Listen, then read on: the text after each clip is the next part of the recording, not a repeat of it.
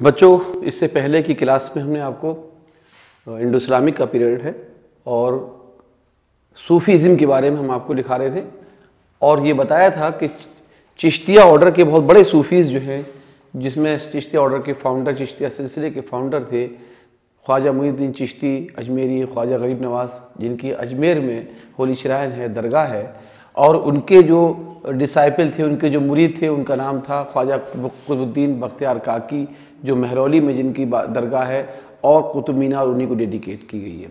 इसके अलावा उनके जो डिसाइपल थे अब्दुल हमीद नागौरी और बाबा फरीद गंज शकर, पाक पटन, पंजाब, अजोदन, इन दो के नाम मैंने लिखवाए थे। ये भी चिश्तिया सिलसिले से बिलोंग करते हैं, इस सिलसिला से चिश्तिया सिलसिले के ही सूफ़ी हैं लोग। इसके अलावा फिर हमने आपको अब्दुल हमीद नागौरी के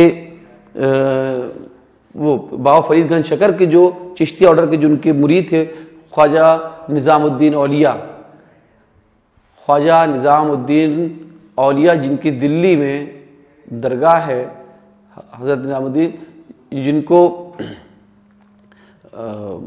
निज़ामुद्दीन औलिया और उनके जो डिसाइपल थे, हमने दो लिखवाए थे आपको, नसीरुद्दीन चिराग दहलवी और अमीर खुसरो। अमीर खुसरो के बारे में कुछ हम आपको डिटेल से लिखवाना चाहते हैं। वो इंडियन लैंग्वेज के बहुत बड़े पोइट हुए हैं। अरबिक और पर्शियन के तो थे ही, लेकिन हिंदुस्तानी ज़बान जो थी, जिसको हिंदुस्तानी लैंग्वेज कहते थे, ना उर्दू थी हिंदी थी, उस ज़बान के वो पोइट थे और हिस्टोरियन भी थे। इसके अलावा फिर हमने आपको लिखवाया था कि नसीरुद्दीन चिराग दहलवी के जो डिसाइपल हुए हैं,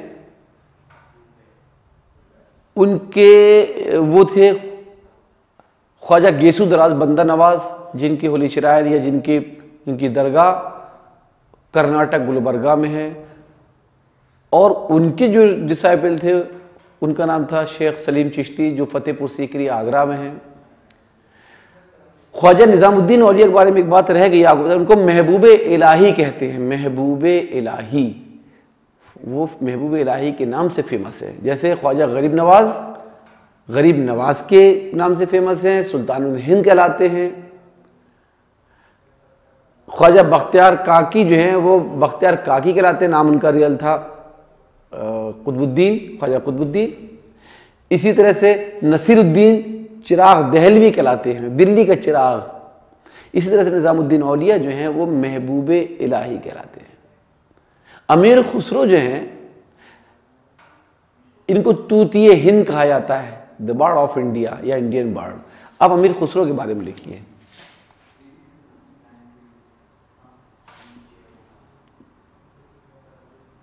अमीर खुसरो डिसाइपल ऑफ ख्वाजा निज़ामुद्दीन औलिया, बहुत मोहब्बत करते थे अपने पीर से, स्पिरिचुअल गाइड से। अमीर खुसरो भी पटियाली, अब तो एटा डिस्ट्रिक्ट है यूपी में, कभी ये बदायूं डिस्ट्रिक्ट में हुआ करता था, क्योंकि बदायूं के ही ख्वाजा निज़ामुद्दीन औलिया भी थे, और वहीं उसी डिस्ट्रिक्ट के पटियाली एक जगह है, अब तहसील है शायद वहाँ, तो वहाँ इनकी पैदाइश हुई थी। और 1253 में पैदा हुए थे ये पटियाली, यूपी। और 1325 AD, जिस साल इनके पीर ख्वाजा निज़ामुद्दीन औलिया महबूब इलाही की डेथ हुई है, उसके कुछ महीने के बाद ही इनकी डेथ हो गई। अपने पीर से बहुत मोहब्बत करते थे। ये बंगाल गए हुए थे, इनको वहाँ खबर लगी कि इनके पीर ख्वाजा निज़ामुद्दीन औलिया बीमार हैं, बस वहीं से पलट के आए, और जब आए तो उनकी डेथ हो चुकी थी। तो उनकी डेड बॉडी के सामने, उनकी मैयत के सामने बैठ के एक दोहा पड़ा था, गोरी सोवे सेज पर, मुख पर डारो केस, चल खुसरो घर आपने, रैन भई चौदेस। यानी हमारे पीर तो चले गए हैं, तो हर तरफ अंधेरा ही अंधेरा छाया हुआ है हर तरफ, तो हमें भी अपने घर जाना चाहिए। यानी ईश्वर के पास, मुझे भी अपने अल्लाह के पास जाना चाहिए। और बीमार हुए और कुछ दिन के बाद इनकी भी डेथ हो गई, इनका भी इंतकाल हो गया। इनको वहीं दफन किया गया जहाँ ख्वाजा निज़ामुद्दीन औलिया की कब्र है, वहीं इनको। ये कहा जाता है कि जो लोग ख्वाजा निज़ामुद्दीन औलिया की कब्र पर हाज़िरी देने के लिए जाएं तो पहले इनकी कब्र पे जाना होता है। तो 1325 AD में ये भी दिल्ली में इनकी वफ़ात हुई है, दिल्ली में इनकी का इंतकाल हुआ है। अमीर खुसरो का नाम था यमीनुद्दीन, लेकिन फेमस हुए अमीर खुसरो के नाम से। अमीर खुसरो को अलाउद्दीन खिलजी ने टाइटल दिया था, खिलजी डायनेस्टी में अलाउद्दीन खिलजी ने जो तूतिए हिंद, तूतिए हिंद, तूती कहते हैं बर्ड को पर्शियन में, हिंदुस्तान की चिड़िया, टाइटल गिव्ड बाई अलाउद्दीन खिलजी, तूतिए हिंद। तो बाई अलाउद्दीन खिलजी।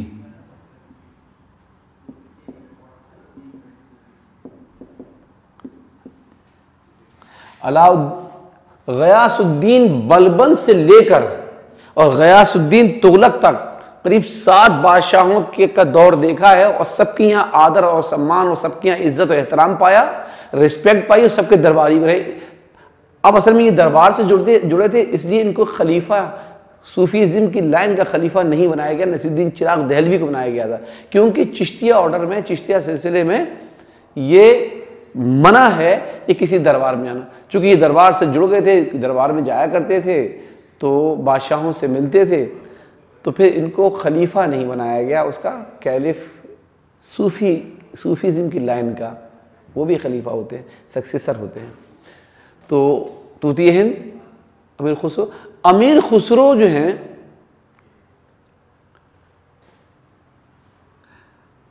जो एक म्यूजिकल इंस्ट्रूमेंट है सितार, ये ईरानी और इंडियन राग्स को मिलाकर एक नया इन्वेंट किया था। तो सितार म्यूजिकल इंस्ट्रूमेंट है, ये अमीर खुसरो ने इन्वेंट किया था, ये उनकी देन है सितार की। इसी तरह से अमीर खुसरो जो सूफियों के कब्रों पर कव्वालियां होती हैं, कव्वाली ये भी अमीर खुसरो ने स्टार्ट कराई है। रिडल्स, पहेलियां,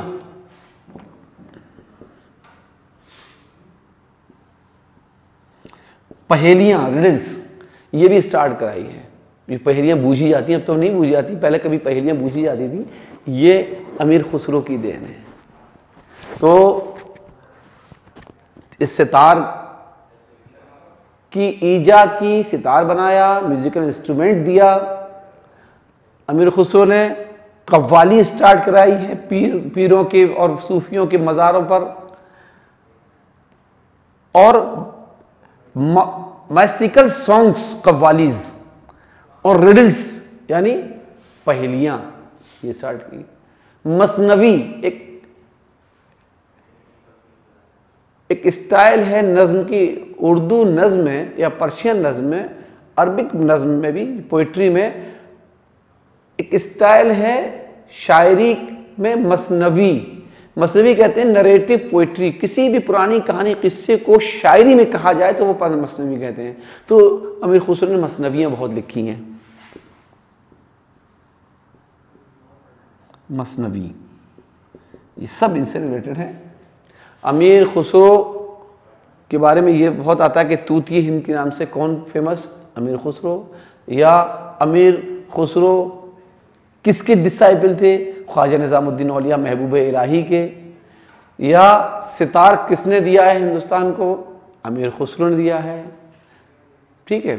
और अमीर खुसरो हिस्टोरियन थे, अरबिक और पर्शियन लैंग्वेज में बहुत सी हिस्ट्री किताबें उनकी हैं, और अपने वक्त की बहुत किताबें उन्होंने लिखी हैं। इसमें आपको कुछ किताबों का नाम लिखवाते हैं। खज़ाइनुल फुतूह, खज़ाइनुल फुतूह, कुछ 2-3 किताबों का नाम लिख लीजिए। और तुगलकनामा,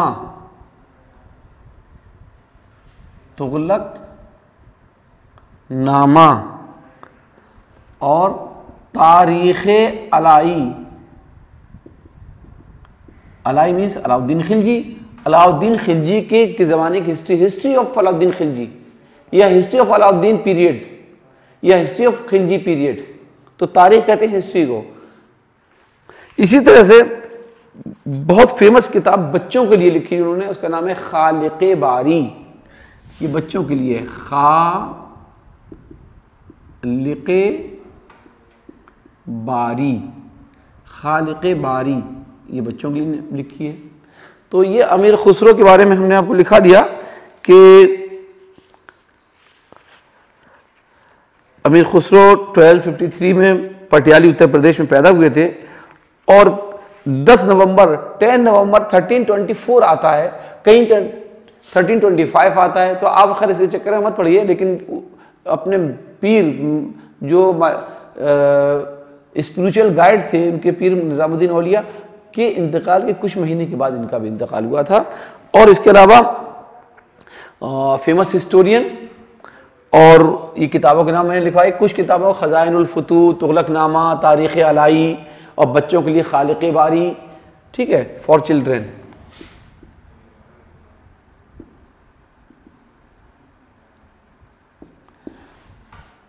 और ये सब हिस्ट्री किताबें हैं, ये हिस्ट्री से रिलेटेड किताबें हैं। ये सितार आप जानते हैं, musical instrument, qawwali, mystical songs, riddles, पहेलियाँ, मसनवी, नरेटिव पोइट्री, ये सब हमारे अमीर खुसरो की देन है। अमीर खुसरो हिंदुस्तानी लैंग्वेज के पोइट थे, उर्दू हिंदी ज़बानें नहीं थी, तो ये मिक्स लैंग्वेज इस्तेमाल करते थे, मिक्स लैंग्वेज।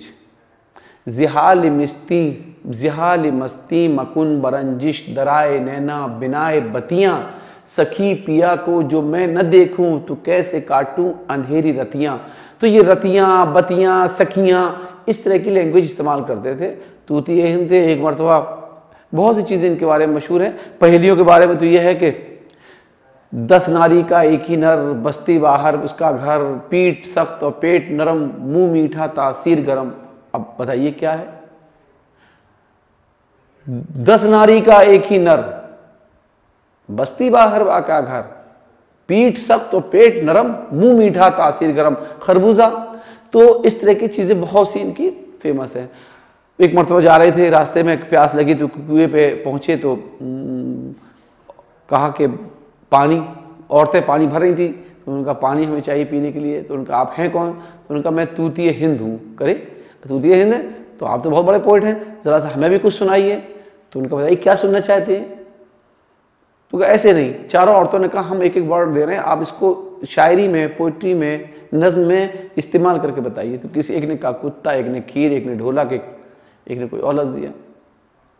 तो फौरन एक्सटेम्पोर कहा था कि खीर पकाई जतन से, चरखा दिया चला, आया कुत्ता खा गया, तू बैठी ढोल बजा।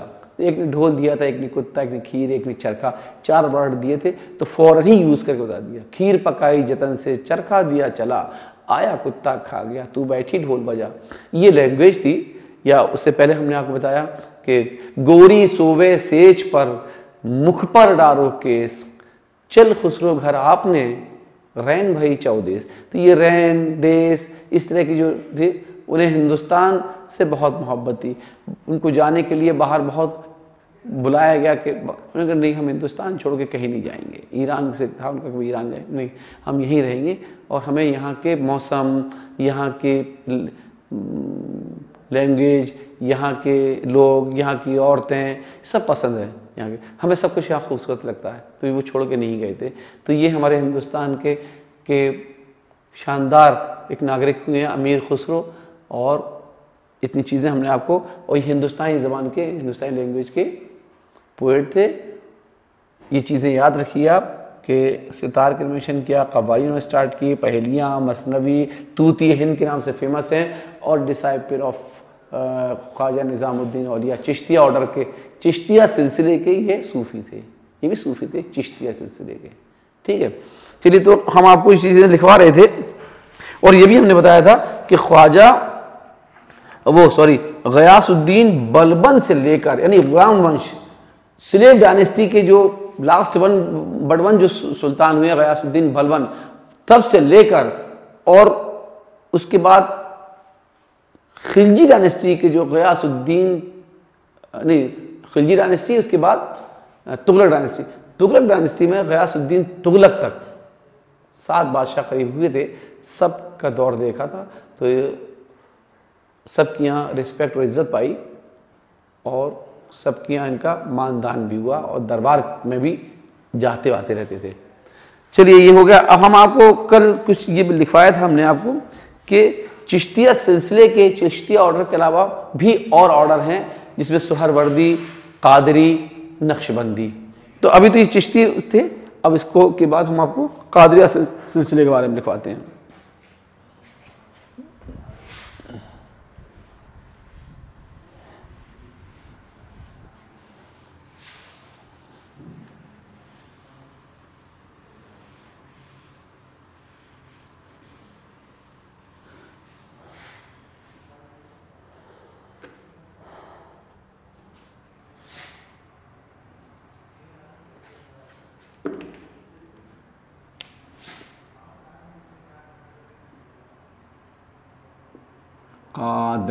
कादरिया सिलसिला, सिलसिला आप समझ गए, ऑर्डर, सिलसिला पंथ, विचारधारा, थिंकिंग, थॉट।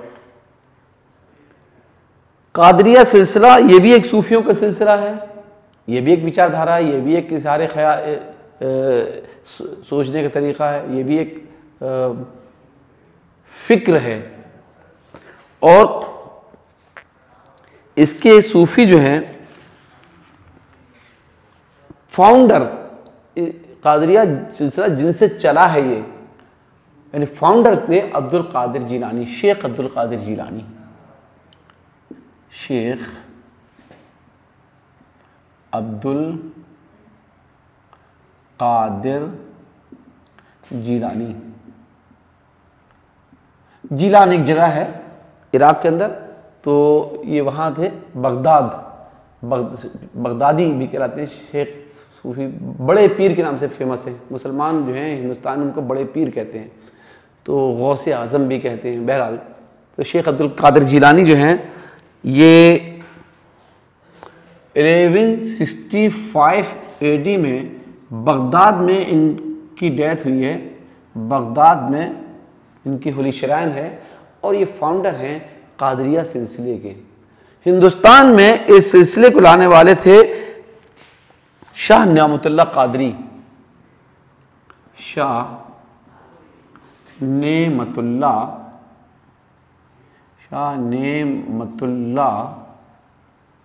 कादरी। ये हिंदुस्तान में इस सिलसिले के बहुत बड़े सूफी हुए हैं, और ये जो है साउथ इंडिया में हुए हैं। ये बहुत से सूफी बहुत होंगे, लेकिन एक जो फाउंडर होता है या जो लीडिंग रोल अदा करता है उसका नाम ही लिखा जाएगा। तो हिंदुस्तान में खलीफा हुए हैं कादरिया सिलसिले के। ये जो औरंगजेब के भाई थे दारा शिको भी कादरी थे। कादरी जो हैं सिलसिले को फॉलो करते थे और उसी को बिलोंग करते थे वो। चलिए आगे,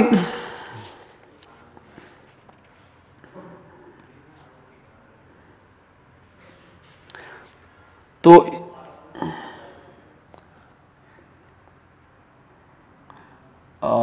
इस सिलसिले के आप लिख लिए दारा शिको इस सिलसिले को बिलोंग करते थे। और एक और सूफी हुए शेख अब्दुल हक मुहद्दिस, शेख अब्दुल हक मुहद्दिस।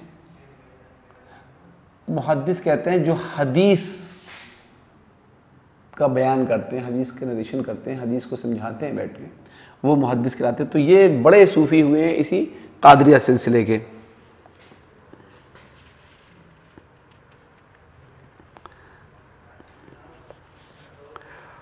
और इसी सिलसिले में हम आपको एक और सूफी हैं, वो सिलसिला है, वो है सुहरवर्दी सिलसिला। सुहरवर्दी सिलसिला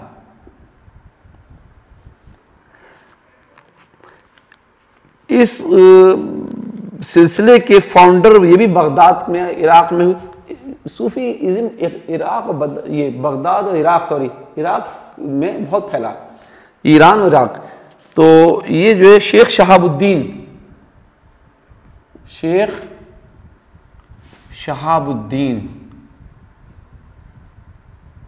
सुहरवर्दी, ये जो है इस सिलसिले के फाउंडर हैं, सुहरवर्दी ऑर्डर के, सुहरवर्दी सिलसिले के। और इस सिलसिले के हिंदुस्तान में बहुत बड़े सूफी हुए हैं, शेख बहाउद्दीन ज़करिया। हिंदुस्तान में जो फाउंडर हुए वो थे शेख बहाउद्दीन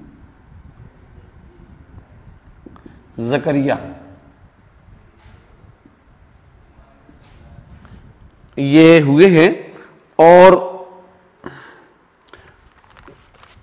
इनकी होली श्राइन या जो एरिया था इनका वो मुल्तान था।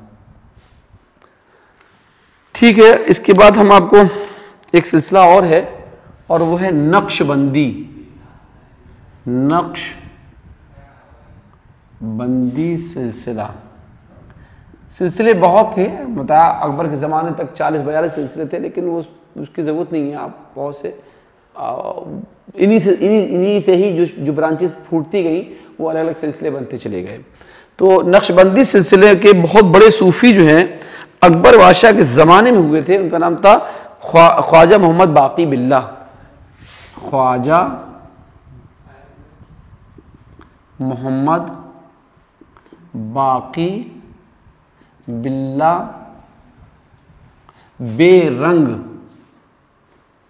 ये बहुत बड़े सूफी हुए हैं दिल्ली में, और ये अकबर के ज़माने में हुए हैं। और अबुल फजल अक्सर जो है वो इनसे मिलने के लिए दिल्ली आया करते थे उस ज़माने में। ठीक है, तो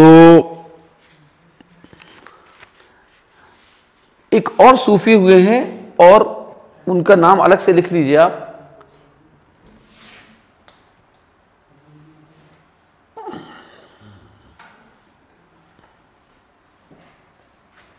उनका नाम है हजरत मुजद्दिद अलिफसानी।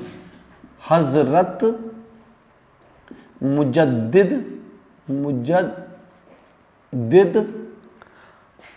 अलिफसानी।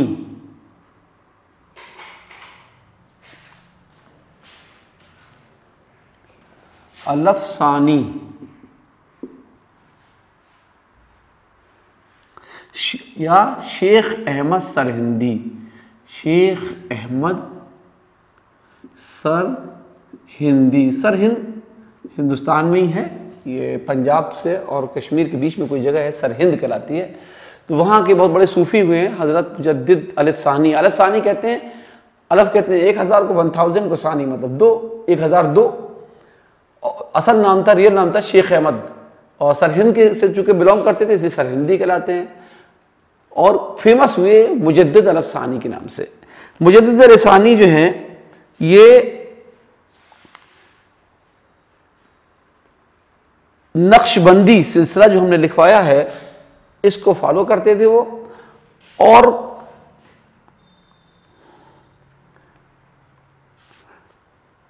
बाकी बिल्ला से काफ़ी मोहब्बत किया करते थे, आना जाना काफ़ी रहता था। शेख अहमद सरहिंदी जो थे अपने ज़माने में उन्होंने बहुत एक प्योरिफिकेशन का काम किया और लोगों को इस्लाम की दावत दी और इस्लाम की तरफ बुलाया। किसी बात पर नाराज़ हो गई थी नूरजहां, जहांगीर की जो वाइफ थी, तो जहांगीर ने इनको ग्वालियर की जेल में डलवा दिया था। लेकिन बहरहाल ये इन्होंने हिम्मत नहीं आ रही, वहाँ भी ये सब काम करते रहे। और बाद में जब जहांगीर की गलतफहमी दूर हुई तो इनको वहाँ से रिहा किया गया। रिहा करने के बाद जो कुछ इनका जब्त किया गया था सामान सब वापस कर दिया। ये कहा करते थे शेख अहमद सरहिंदी कि अगर अल्लाह पाक ने हमें जन्नत में भेजा तो अब बगैर हम जहांगीर को लेके नहीं जाएंगे। शेख अहमद सरहिंदी ने एक थ्योरी दी है, एक कंसेप्ट है, और वो ये है वहदतुल वजूद। वहदतुल वजूद और वहदतुल शहूद। ये वहदतुल वजूद और वहदतुल वजूद का कंसेप्ट जो है मुजद्दिद अल-अफ़सानी ने दिया है। वहदतुल वजूद का मतलब ये है कि अल्लाह का वजूद हर चीज में है, और वहदतुल शहूद का मतलब ये है कि अल्लाह के एक होने की गवाही हर चीज देती है। तो ये एक उनकी थ्योरी थी। और जो हमारे यहाँ हिंदुस्तान में जो फ़लसफ़ा है हिंदुओं के यहाँ, वो उनकी मजहबी किताबों में वो ये है कि ईश्वर कण कण में मौजूद है। कुछ ये फ़लसफ़ा उससे मिलता जुलता है कि कण कण में मौजूद नहीं है, लेकिन कण कण जो है सर्रा ज़र्रा खुदा के एक होने की गवाही देता है। तो ये आप ये भी नक्शबंदी सिलसिले को भी करते थे, और ये कादिया सिलसिले के बड़े सूफी थे। और ये जहांगीर यानी नूरुद्दीन मोहम्मद सलीम जहांगीर मुगल पीरियड में के बहुत बड़े हुए हैं। और ये चारों सिलसिले हमने आपको लिखवा दिए हैं, और यहाँ आपका ये सूफीज़्म कंप्लीट हो गया।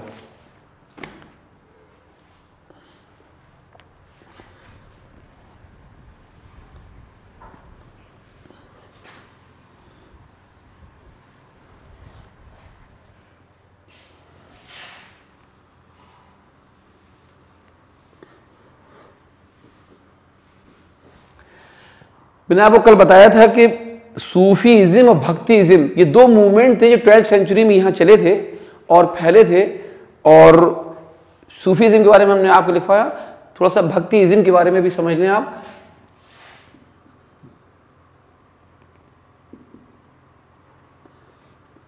भक्तिज़्म ये भी 12वीं सेंचुरी में, इसके भी कुछ साधु संत कुछ लोग हुए हैं जिन्होंने यहाँ की जो धार्मिक जो रिलीजियस कम्युनिटी थी उसको अपनी तरफ उन्होंने बुलाया और अच्छे रास्ते पे लाया। लेकिन इन सब का मकसद भी मोनोथिज्म था, वननेस ऑफ गॉड। ये लोग मूर्ति पूजा से के खिलाफ थे, और इस्लाम का जो मैसेज था उसी मैसेज को ये लोग भी फॉलो करते थे। बहरहाल तो इसमें कुछ नाम आते हैं। इन्होंने धर्म सुधार, रिलीजियस में कुछ सुधार की बातें जो हैं वो शुरू की और लोगों को अपनी तरफ बुलाया। इसमें हम जो है आपको नाम देते हैं। रामानुज एक बहुत बड़े भक्तिज्म के भक्ति मूवमेंट के लीडर हुए हैं। रामानुज, ये रामानुज जो हैं ये फाउंडर ऑफ भक्तिज्म माने जाते हैं। फाउंडर ऑफ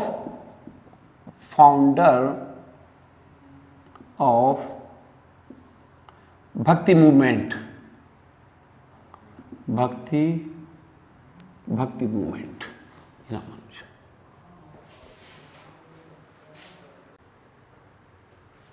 तो रामानुज जो है ये साउथ इंडिया के थे और वहाँ से बिलोंग करते थे। इनको फाउंडर ऑफ भक्ति मूवमेंट कहा जाता है, इसलिए कि ये इस्लाम के मैसेज से बहुत ज़्यादा प्रभावित थे, बहुत ज़्यादा मुतासिर थे। और इसी तरह से एक नाम और आता है, और वो आता है नामदेव। नामदेव भी जो है वो मोनोथिज्म या वननेस ऑफ गॉड से बहुत ज़्यादा मुतासिर थे, और ये टेलर थे, भक्ति मूवमेंट के बड़े लीडर हुए हैं ये। इसी तरह से नाम आता है रामानंद। ये भी भक्ति मूवमेंट के बड़े लीडर हुए हैं, और ये नॉर्थ इंडिया के थे, प्रयाग या इलाहाबाद से इनका ताल्लुक था। रामानंद के दो डिसाइपल हुए हैं, एक हुए हैं कबीर और एक हुए हैं संत रविदास। आप जानते हैं कि ये जो है कपड़ा बुनने वाले थे, वीवर थे, और ये जो हैं ये कोबलर थे, मोची थे। कबीर भक्ति मूवमेंट से रिलेटेड है, भक्ति मूवमेंट को बिलोंग करते हैं। और कबीर के एक डिसाइपल हुए, उनका नाम है गुरु नानक।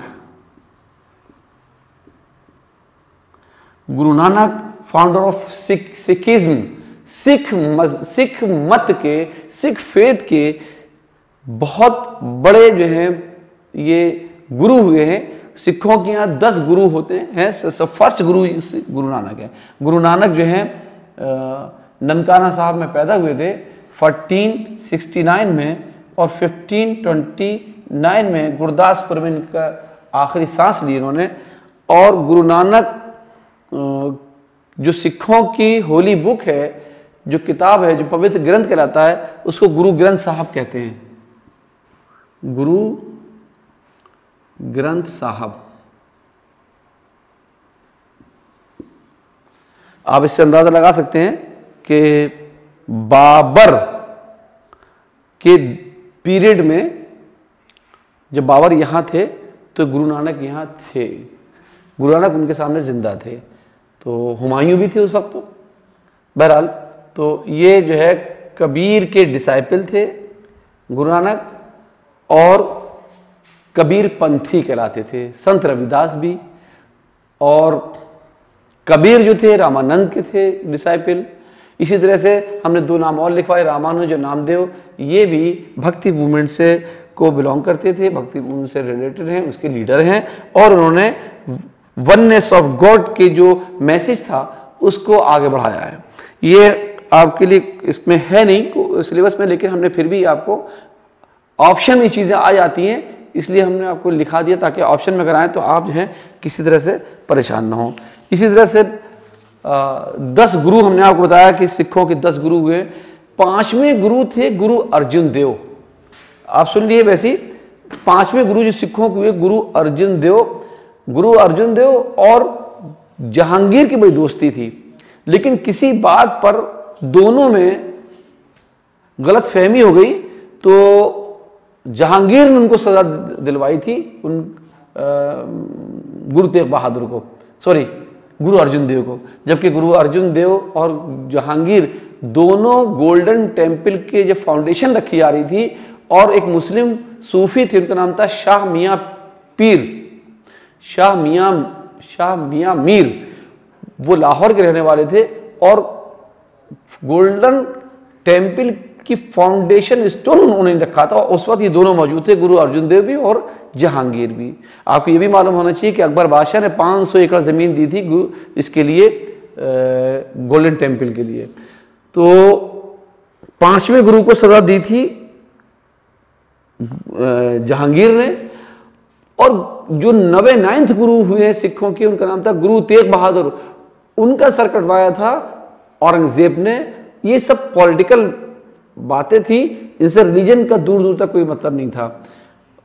भाई औरंगजेब को ये गलत फहमी हो गई थी, या कि बता दिया गया था कि वो जो रिवोल्ट कर रहे हैं, जो बगावत कर रहे हैं, जो उनके एनिमी दुश्मन हैं, उनके भाई दाराशिको, उनकी गुरु तेग बहादुर से दोस्ती है, और गुरु तेग बहादुर जो है वो मिसगाइड कर रहे हैं हमारे भाई को और हमारे खिलाफ भड़का रहे हैं। तो इसलिए उनको अरेस्ट किया गया,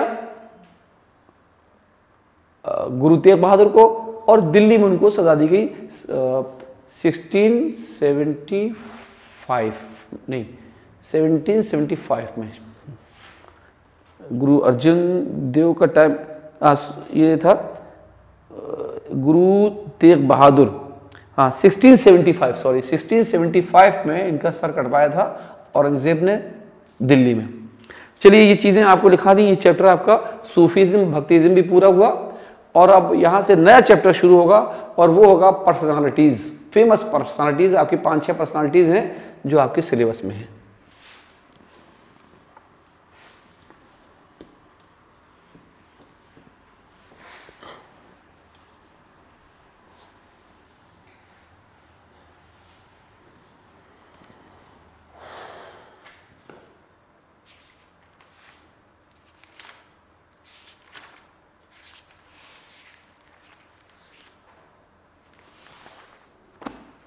फेमस मुस्लिम स्कॉलर्स।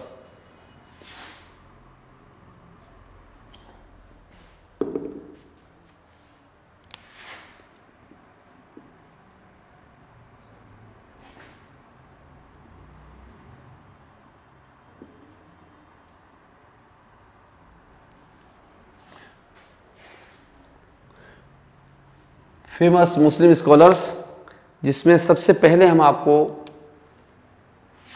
देंगे शाह वलीउल्लाह दहलवी। शाह वलीउल्लाह दहलवी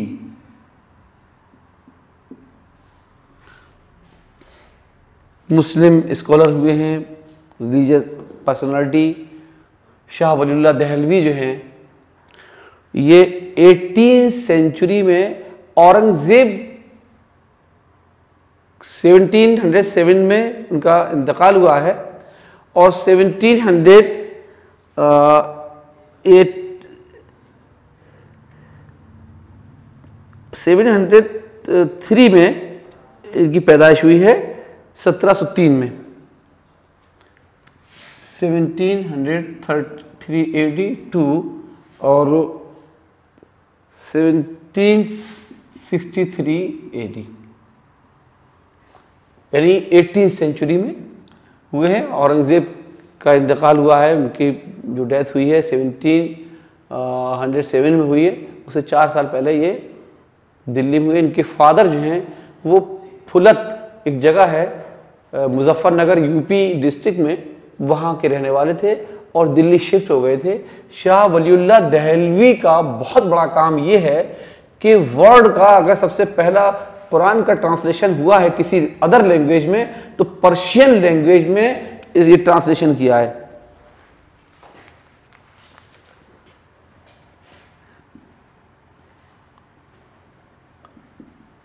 होली कुरान ट्रांसलेटेड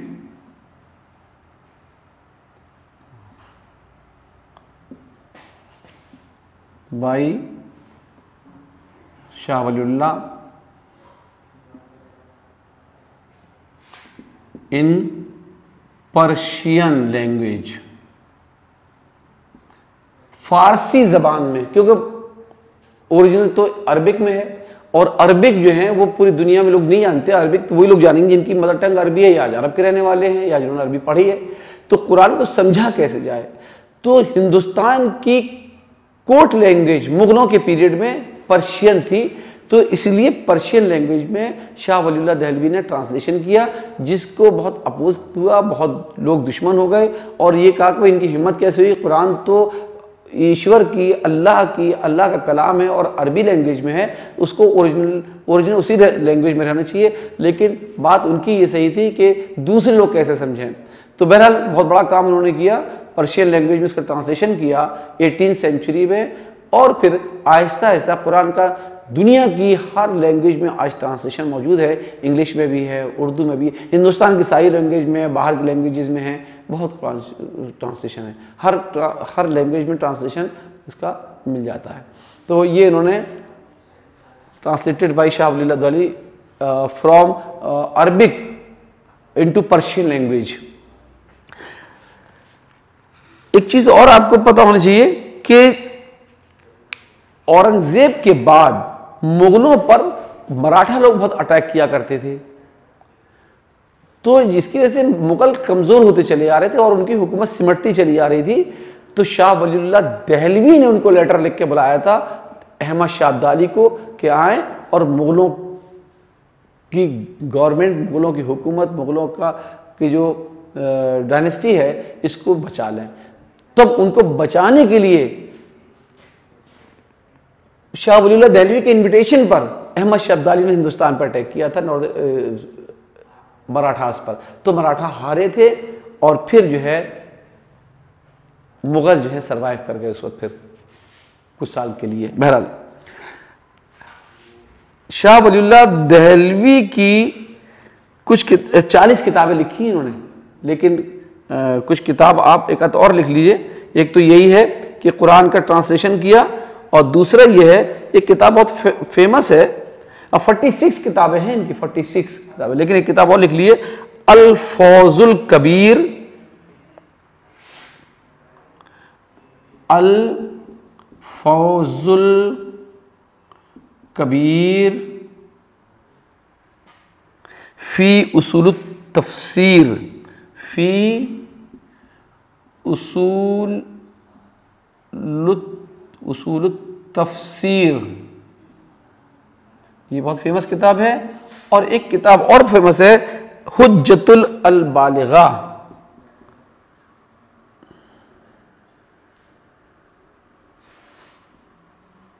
हुज्जतुल अल बालिगा, ये दो इसको लिख लिए, अल फौजुल कबीर फी उसूल तफसीर, हुज्जतुल अल बालिगा, और कुरान का पर्शियन ट्रांसलेशन कंप्लीट। छोटा मोटा तो ट्रांसलेशन हुआ है, पार्टली तो किया है, लेकिन कंप्लीट जो है, जो ट्रांसलेशन था वो शाह वलीउल्लाह दहलवी ने किया था। इसी तरह और बता दें आपको, इंग्लिश में सबसे कामयाब और सबसे सक्सेसफुल अगर किसी ने ट्रांसलेशन किया, उनका नाम था एम पिक्थॉल, और वो भी इंडिया के अंदर हुआ है। एम पिक्थॉल नाम था, इंग्लिश में किया, बहुत शानदार ट्रांसलेशन किया है। उर्दू में बहुत ट्रांसलेशन है, कई लोगों के ट्रांसलेशन है, अब उनका किसका नाम, ये बहुत एक लंबी फहरिस्त, एक लंबी एक लिस्ट है ट्रांसलेटर्स की, इन्होंने ट्रांसलेशन किया। हिंदी में भी है, पंजाबी में भी है, बंगाली में भी है, हर लैंग्वेज में है मौजूद। हिंदुस्तान की तो सभी लैंग्वेजेस में है, बाहर की जो और लैंग्वेजेस हैं में है, उसमें भी है ट्रांसलेशन। तो एक बार ये सवाल आया था कि इंग्लिश में किसने किया, तो एम पिक्थॉल ने किया है। और शाह वलीउल्लाह दहलवी पे तकरीबन हर साल सवाल आ जाता है कि किस सन में हुए हैं, किस सेंचुरी में हुए, 18वीं सेंचुरी में हुए हैं। कुरान का ट्रांसलेशन किसने किया, तो इसने किया, इन्होंने किया है। या अहमद शाह अब्दाली को किसने इनवाइट किया था मुगलों को बचाने के लिए, शाह वलीउल्लाह दहलवी ने किया था। हुज्जतुल अल बालिगा के मुसन्निफ या राइटर कौन हैं, तो वो शाह वलीउल्लाह दहलवी हैं। अल फौजुल कबीर फी उसूल तफसीर किसकी किताब है, शाह वलीउल्लाह दहलवी की किताब है। और शाह वलीउल्लाह दहलवी का ज़माना ये है, उनकी लाइफ ये है 60 ईयर्स की एज में तक जिंदा रहे। बहरहाल ये थे शाह वलीउल्लाह दहलवी जो है। और इसके बाद हम आपको नेक्स्ट पर्सनालिटी, और वो है मौलाना शिबली नोमानी।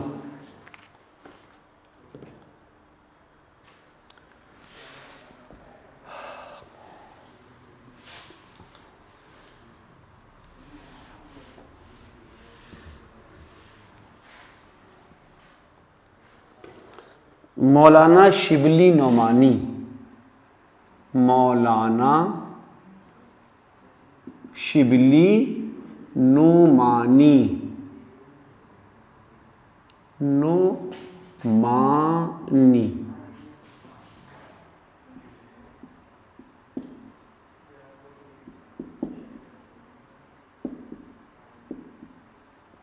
मौलाना शिबली नोमानी।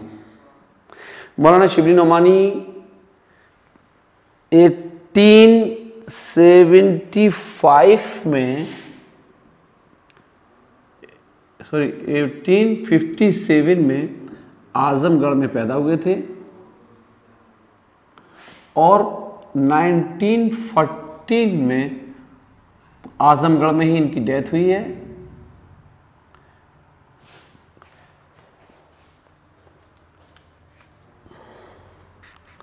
शिबली नोमानी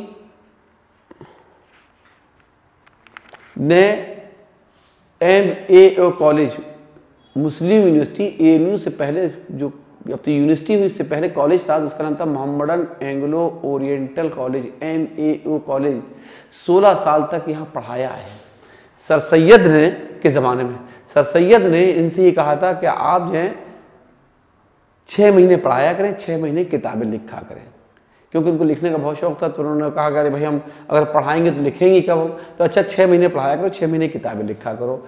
तो शिबली नोमानी जो है 16 साल तक यहाँ रहे थे, और बहुत सी किताबों के राइटर हैं, बहुत ऑथेंटिक किताबें लिखी हैं। सबसे बड़ा काम जो किया है शिबली नोमानी ने, और वो काम यह है कि प्रॉफिट मोहम्मद साहब की बायोग्राफी लिखी है उर्दू में, कंप्लीट बायोग्राफी, वो लिखी है, उसका नाम है सीरतुन नबी।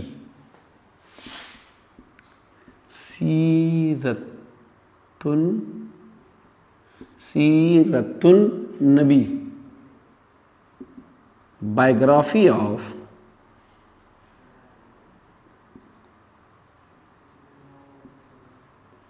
Profit Muhammad, peace be upon him. कई वॉल्यूम में किताब है ये सीरतुन नबी। और इसके अलावा भी कई किताबें हैं। अल मामून, अल मामून, अल फारूक, खलीफा मामून जो अब्बासी डायनेस्टी के खलीफा हुए, इनकी कैपिटल थी बगदाद इराक में। खलीफा मामून पर की बायोग्राफी है ये। अल फारूक, हजरत उमर फारूक जो हमारे सेकंड खलीफा हुए हैं, खुलफा राशिदीन में से दूसरे बड़े खलीफा हुए हैं, अमीरुल मोमिनीन, उनकी बायोग्राफी है। और इसी तरह से अल गजाली, बहुत बड़े हकीम हुए हैं, हकीम गजाली, इनकी भी लिखी है। और शेरुल अजम,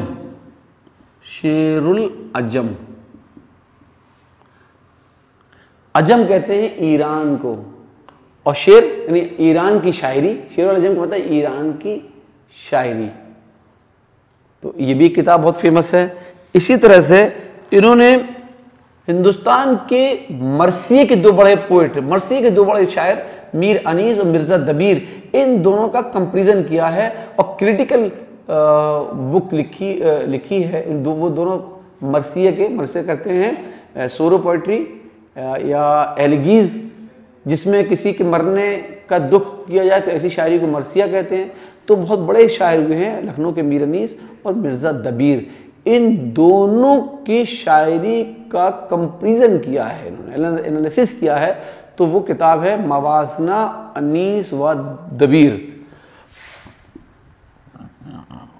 मवाजना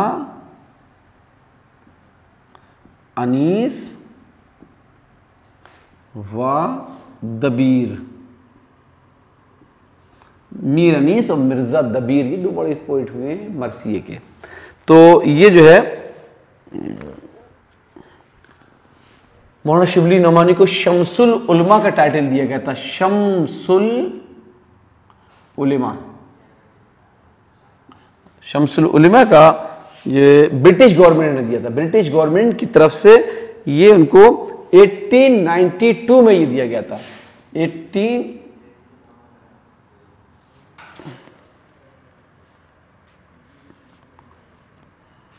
1892 एडी में ये टाइटल दिया था, टाइटल गिफ्ट बाई या प्रेजेंटेड बाई ब्रिटिश गवर्नमेंट। ये थे मौलाना शिबली नोमानी। शिबली नोमानी के नाम पर उनकी बहुत बड़ी यादगार जो है वो आजमगढ़ में है और उसका नाम है दारुल मुसन्निफीन, दारुल मुसन्निफीन। ये एक इंस्टीट्यूशन है जहाँ लोग जो है किताबें लिखते हैं, रिसर्च करते हैं। दारुल मुसन्निफीन इसका मतलब राइटर्स का घर, द होम ऑफ राइटर्स। तो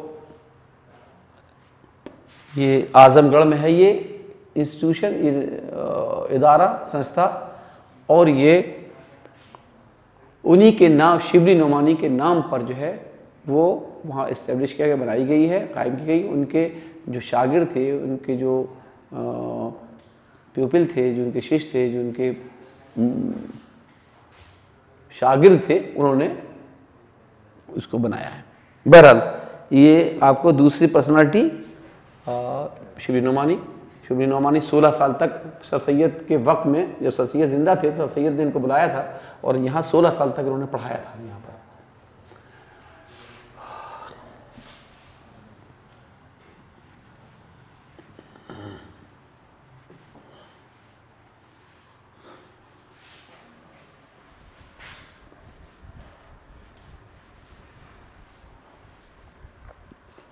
नेक्स्ट पर्सनालिटी हैं और आप सब जानते हैं, बहुत फेमस हैं, Allama Iqbal.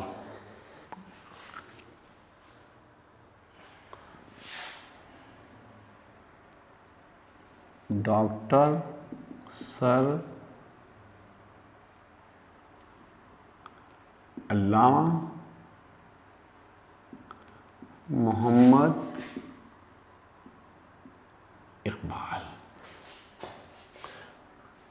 Doctor sir Mohammad Iqbal 1877 AD में सियालकोट पंजाब,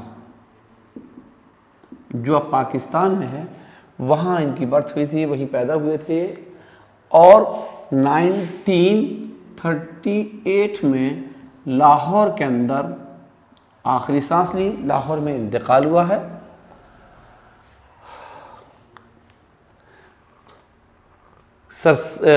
अल्लामा इकबाल जो है वो हमारे नेशनल पोएट हैं, हमारे हिंदुस्तान के भी हैं, पाकिस्तान के भी हैं। इकबाल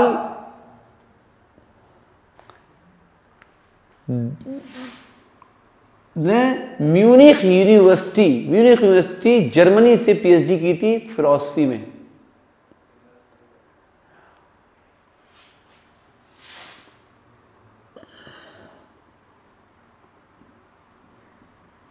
म्यूनिख यूनिवर्सिटी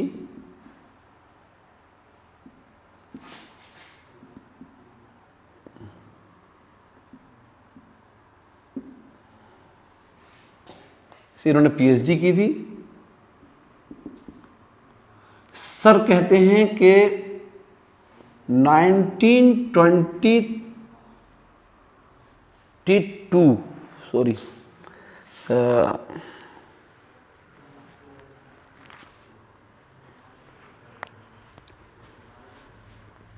1922 में ब्रिटिश गवर्नमेंट ने इनको सर का टाइटल दिया था, सर का अवार्ड दिया था, सर का ऑनर दिया था ब्रिटिश गवर्नमेंट ने 1922 में। अल्लामा इकबाल ने एक थ्योरी दी है और वो थ्योरी है खुदी, सेल्फ रेस्पेक्ट। जिसने खुद को पहचान लिया उसने अपने अल्लाह को पहचान लिया। तो खुदी जो है ये एक मैसेज है, ये एक थ्योरी है और ये एक थिंकिंग है जो इकबाल ने दी है। इकबाल उर्दू के बहुत बड़े पोएट थे, नज़मों के पोएट थे और आपने देखा होगा कि बहुत सी जो पोएम्स हैं आप सब गाते हैं, सारे जहां से अच्छा हिंदुस्तान हमारा, सारे जहां से अच्छा हिंदुस्तान हमारा, ये इकबाल की नज़्म है। इसी तरह से बहुत फेमस लफ्ज़ है, नज़्म है, लब पे आती है दुआ बन के तमन्ना मेरी, लब पे आती है दुआ बन के तमन्ना मेरी। बहुत सी नज़में इन्होंने लिखी हैं और इनका जो उर्दू का कलेक्शन ऑफ पोइट्री है उसका नाम है बांगे दरा।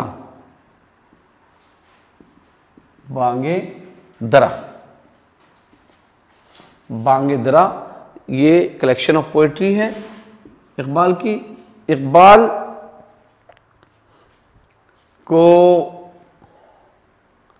इकबाल ने कैम्ब्रिज यूनिवर्सिटी लंदन में अर्ली एजुकेशन पाई थी, सॉरी हायर एजुकेशन जो पाई थी वो वहीं पाई थी लंदन के अंदर, और वहाँ पढ़ाया भी था। और जर्मनी से इन्होंने PhD की थी। खुदी का संदेश, खुदी का पैगाम और खुदी का मैसेज दिया। बहुत सी नज़में लिखी हैं, हिंदुस्तानी बच्चों का कौमी गीत या लब पे आती है दुआ बन के तमन्ना मेरी, और इनका कलेक्शन ऑफ पोइट्री है बांगे दरा। इकबाल को पोइट ऑफ ईस्ट कहा जाता है।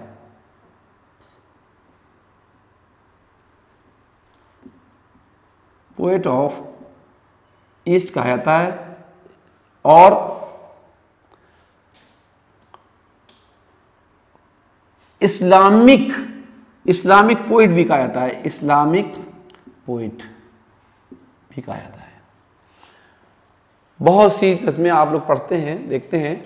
और पोइट ऑफ ईस्ट या पूरब का दार्शनिक है, फिलोसफर ऑफ ईस्ट भी कहा जाता है। Philosopher of east, Islamic poet और खुदी का पैगाम दिया, खुदी का मैसेज दिया है। सारे जहां से अच्छा हिंदुस्तान हमारा नज्म लिखी है, लप्पे आती है दुआ बन की तमन्ना में लिखी है। और नया शिवाला बहुत फेमस नज्म है, नया शिवाला। सच कह दूं ए ब्राह्मण गर तू बुरा न माने, तेरे सनम कदों के बुत हो गए पुराने, अपनों से बैर रखना तूने बुतों से सीखा, जंगो जदल सिखाया वाइस को भी खुदा ने। ये बहुत फेमस नज्म है नया शिवाला। इसी तरह से बहुत सी नज़में हैं, जुगनू है और हिमालय और पहाड़ है, और राम के नाम से बहुत फेमस इनकी नज़म है। तो ये इकबाल के बारे में आप इतना देखिए कि अल्लामा अपने वक्त का बहुत पढ़ा लिखा, रियल नाम था मोहम्मद इकबाल, ठीक है। और सर का टाइटल उनको 1922 में ब्रिटिश गवर्नमेंट से मिला था। डॉक्टर इसलिए कहते हैं कि उन्होंने पीएचडी की थी म्यूनिख यूनिवर्सिटी जर्मनी से, और पोइट ऑफ ईस्ट कहलाते हैं, इस्लामिक पोइट कहलाते हैं। बांगेदरन का कलेक्शन ऑफ पोइट्री है। इसके अलावा जो है 1934 में हमारे एएमयू ने, अलीगढ़ मुस्लिम यूनिवर्सिटी ने इनको डॉक्टरेट की डिग्री दी थी, ऑनरेरी डिग्री जो है वो इनको दी थी 1934 में अल्लामा इकबाल को। अल्लामा इकबाल हमारे एएमयू की स्टूडेंट्स यूनियन के लाइफ मेंबर भी बने थे। गांधी जी का साथ रहे और गांधी जी के बहुत से मूवमेंट में उनका साथ दिया। और ये जो है वहाँ के लाहौर लेजिस्लेटिव कमेटी के मेंबर भी रहे। गांधी जी इनको जामिया मिलिया इस्लामिया का वाइस चांसलर बनाना चाहते थे, लेकिन उन्होंने उसको मना कर दिया कि नहीं, और कोई बड़ी पोस्ट उन्होंने कहीं नहीं ली। और शायरी और अपनी थिंकिंग और कुरान जो है वो उनका एक सेंटर था, और जो कुछ सोचते थे वो कुरान को सामने रख के सोचते थे, और अपनी शायरी में जो पैगाम दिया वो मैसेज, कुरान के मैसेज को ही उन्होंने आगे बढ़ाया, और कुरान के मैसेज जो था उससे अलग जो है कोई चीज़ नहीं थी। ये आपके पर्सनालिटी में हमने 3 पर्सनालिटीज़ आपको लिखवाई हैं। अब आपके मोहम्मद अली जौहर और अबुल कलाम आज़ाद और सर सैयद अहमद ख़ान, ये 3 पर्सनालिटी और हैं। नेक्स्ट पीरियड में ये आपको आ जाएंगी। Thank you.